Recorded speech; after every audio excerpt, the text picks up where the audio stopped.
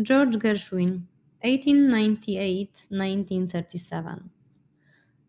Gershwin is known for his popular songs and musical comedies, as well as jazz-flavored orchestral works and opera. He was born in Brooklyn of Russian Jewish immigrant parents. He said, "Music never interested me. I spent most of my time with the boys in the street, skating and, in general, making a nuisance of myself."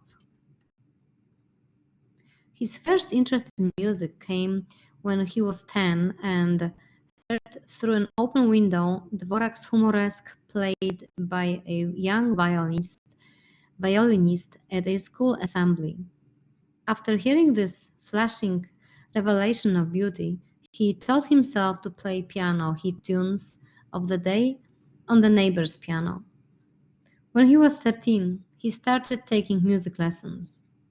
When he was 18, he left high school to become a piano pounder, which is a pianist demonstrating new songs in the sales room of a music publisher in Tin Pan Alley in Manhattan. His goal was to become a great popular songwriter.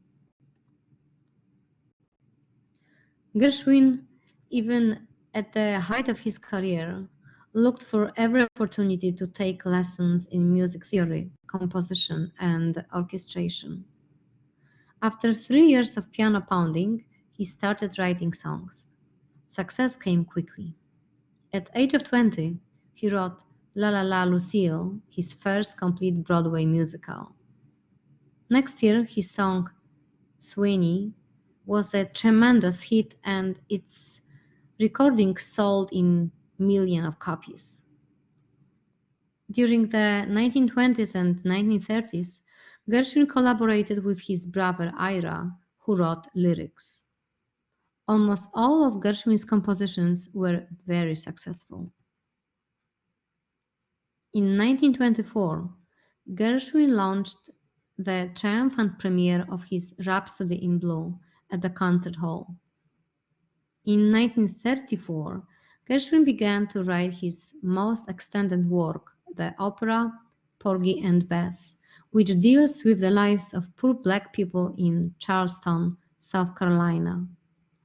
After its successful premiere in Boston in 1935, it went on a 3-month road tour.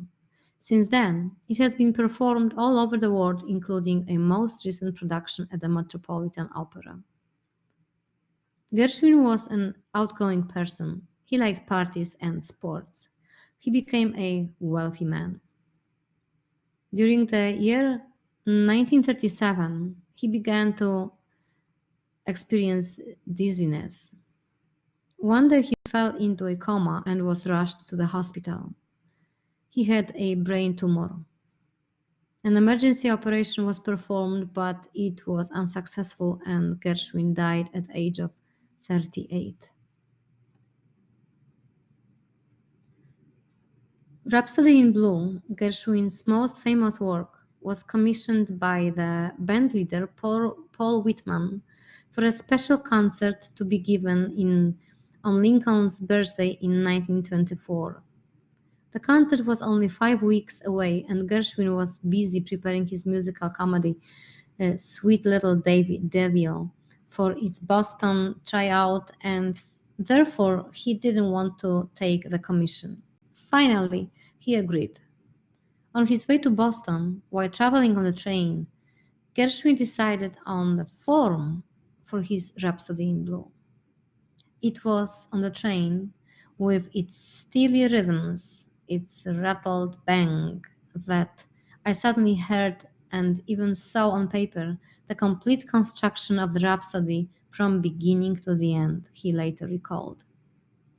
I heard it as a sort of musical kaleidoscope of America, of our vast melting pot, of our unduplicated national pep, and our blues, our metropolitan madness.